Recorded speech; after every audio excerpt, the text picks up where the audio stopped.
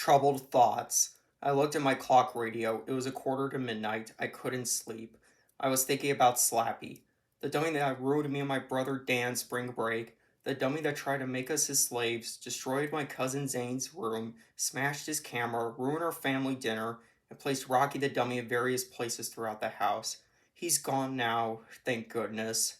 I gave Slappy to Zane. You see, just before Zane and Uncle Cal left, Zane told Dad he wasn't into photography anymore, but still wanted to take up ventriloquism.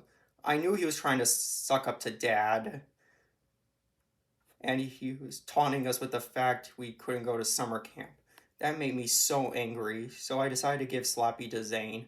Just before Zane got into his car, Slappy winked at me. I swear I didn't imagine it. I haven't spoken to Zane since he left, but I'm wondering what Slappy is up to. Is he trying to make Zane his slave? I wonder if we'll get a phone call from Uncle Cal about how Zane is saying Slappy's alive, and that'll prove to Dad we weren't the ones causing trouble. I thought Dad's dummies put him to sleep somehow after they dogpiled on him. They came to life after Dan read the weird words on the piece of paper from Slappy's pocket. Although I'm grateful they saved us from Slappy, I sometimes fear they'll come to get me and Dan. I've still been having dreams about the dummies. Just last night I dreamed that two of the dummies, Wilbur and Rocky, were having lunch together on the kitchen table. Just when I was about to turn off the lights, my bedroom door slowly opened. Dan walked in. He had a distressed look on his face. He looked like a little mouse, confused and scared. A part of me wanted to call him Mouse, but I decided not to this time. Trina, he said quietly, are you awake? Yes, I said, sighing. I'm awake, Dan. Dan closed the door behind him. I couldn't sleep. I was thinking about Slappy again. Me too, I said. Want to talk about it? Dan nodded as he sat down next to me. I'm still kind of upset with you, Trina, Dan said. For what? I asked, confused.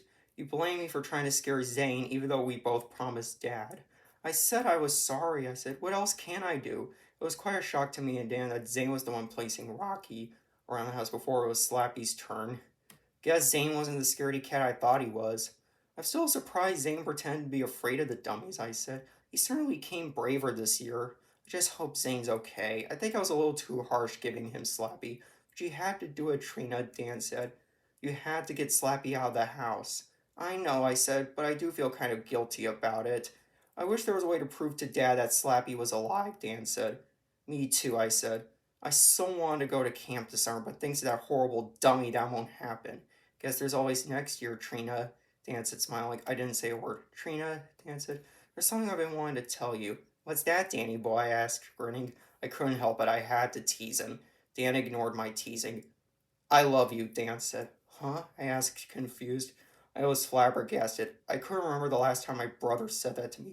Dan, I said, you haven't said that to me in years. As much as I hate the names you call me, Dan said, I just want you to know I'm glad you're my sister. A smile spread across my face. I never thought Dan would ever say something like that to me. I wrapped my arms around my brother and hugged him. I love you too, Dan, I said. You're the best brother ever. I let go of my brother and saw him blushing a little, and then proceeded to tickle Dan. Trina, stop it, he said, giggling. We had to be very careful not to wake Mom and Dad. I then let Dan tickle me. A couple minutes later, I grabbed his arms. That's enough, Dan, I said tiredly. Want to go on a bike ride tomorrow? Dan asked. Sure, I said.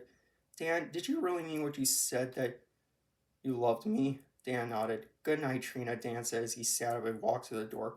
Good night, Dan, I said. Dan closed the door behind him as I turned off my bed table lamp. Being with Dan made me completely forget about Slappy and the dummies. I knew I wasn't going to dream about dummies tonight. I just knew it.